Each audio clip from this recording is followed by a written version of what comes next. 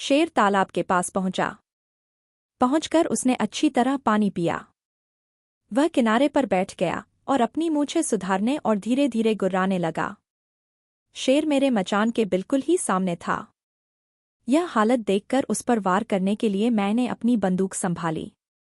इस बीच में वह सुअर गुफा की तरफ से चला और तालाब के पास आया। आहा!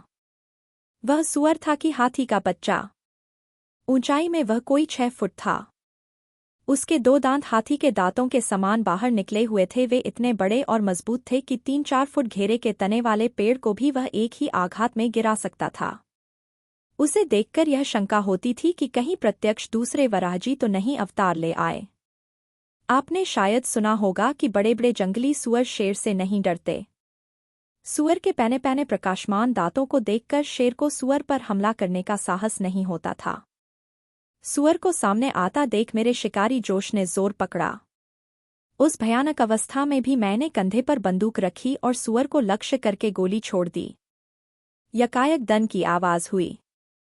सुअर को गोली लगी, मगर उसने समझा कि सामने बैठे हुए गुर्राने वाले शेर ने मुझ पर यह चोट की है। बस एकदम वह शेर पर टूट पड़ा। दोनों में बड़ा भयानक युद्ध हुआ। आखिरकार वनराज को शूकरराज की कराल डाढ़ों का चबैना हो जाना पड़ा। इधर मेरी गोली के आघात से वराहजी भी स्वर्गलोक को सिधारे। यहाँ पर मेरे शिकार का दूसरा भी कांड समाप्त हुआ। आपसे मैं कह चुका हूँ कि एक भाला मैं घर से ले आया था और मचान के नीचे ही उसे मैंने सीधा खड़ा कर दिया था। ज्यों ही मेरी बंदूक से गोली छूटी और दन से आवाज हुई, त्यों ही नीचे डाल पर बैठे हुए रीछ ने समझा कि वह उसी पर छोड़ी गई।